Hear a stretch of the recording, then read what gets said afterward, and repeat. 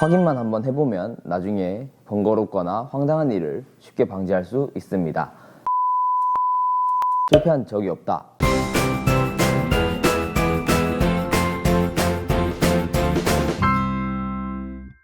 안녕하세요. 구해줘피스 구독자 여러분, 김태균입니다. 요즘 지식산업센터 시장 불장이라고 가끔 말씀을 드리는데요. 그 불장의 끝이 어디일지, 끝이 있기는 할지 궁금해지는 요즘 시장 상황입니다. 가장 최근의 예를 들어 제가 영상으로 몇 번 소개해드렸고 실제로 분양 시기가 다가오자 점점 문의가 더 많이 들어왔었던 현장이죠. 바로 G축 현대프리미어 캠퍼스가 금주에 지원시설 초치기를 진행을 했는데요.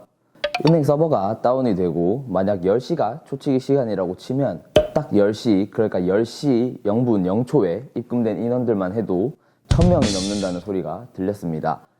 그래서 준비해보았습니다. 지식산업센터 투자 시 주의할 사항에 대해서 설명을 드리려고 영상을 찍게 되었습니다. 이 영상을 보시고 앞으로 지식산업센터를 분양을 받으실 때 조금이나마 도움이 되셨으면 합니다. 그럼 주의사항을 같이 한번 살펴보시죠. 첫 번째 주의사항입니다. 입주 가능 업종을 확인하셔야 됩니다. 지식산업센터의 입주 가능 업종은 제한적이라고는 하지만 사실 대부분의 업종이 입주가 가능한데요. 그렇다 하더라도 분양받으실 때부터 사업자 등록증에 등록되어 있는 업종과 업태를 잘 확인해 보시는 것이 필수입니다. 크게 제조업, 지식기반산업, 정보통신업, 서비스업 등이 들어올 수 있는데요. 사실 투자자분들의 입장에서는 크게 문제될 것이 없는 사항이기도 합니다.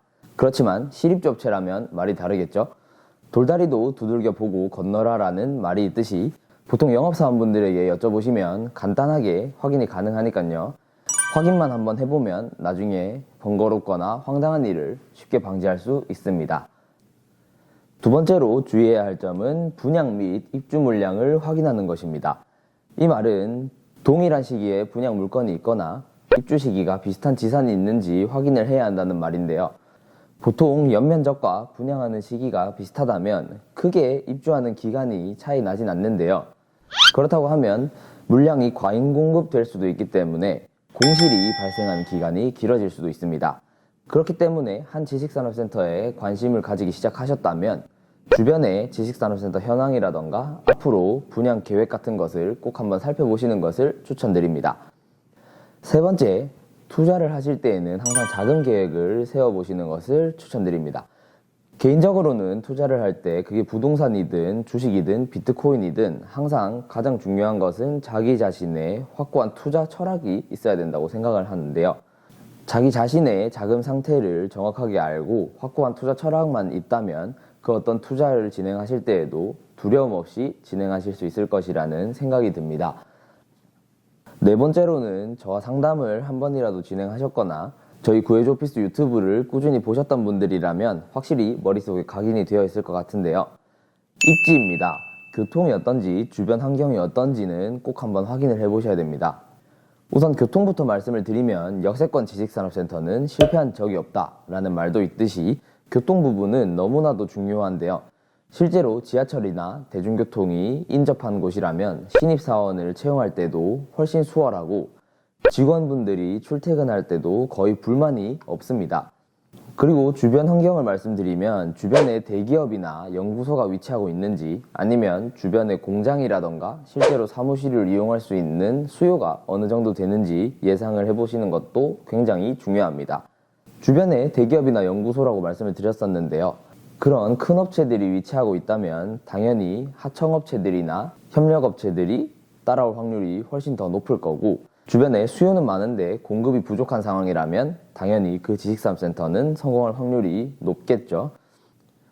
다섯 번째, 도면 확인을 통한 좋은 호실 선정입니다. 도면을 잘 보는 것도 굉장히 중요합니다. 현장마다 도면을 미리 확인을 하고 좋은 호실이 어디일지 미리 파악해 놓는 것이 굉장히 중요한데요.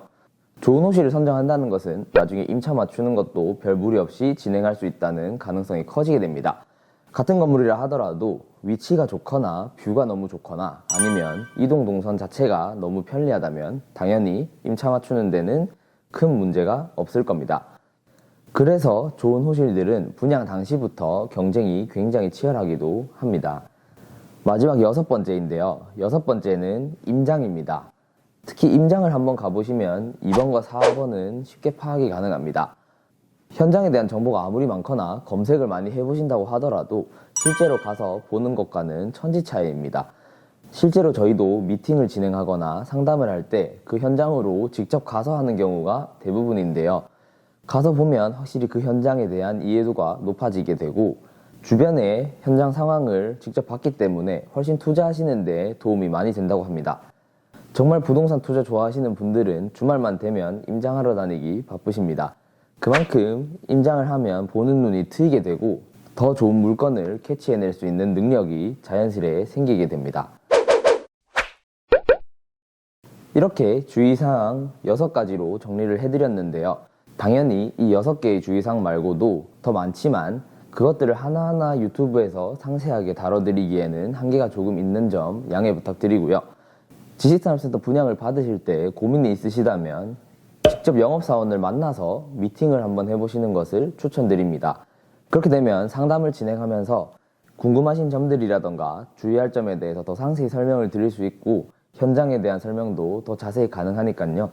지식산업센터에 투자할 계획이 있으시다면 저희 구해줘 오피스로 연락을 주시고 영상 아래 댓글에 달려있는 카톡방을 통해서 저희 단톡방도 초대가 가능하니까요. 많은 연락 주시면 감사하겠습니다. 지금까지 지식산업센터 투자 시 주의사항에 대해 알아봤습니다. 오늘도 좋은 하루 되세요. 감사합니다.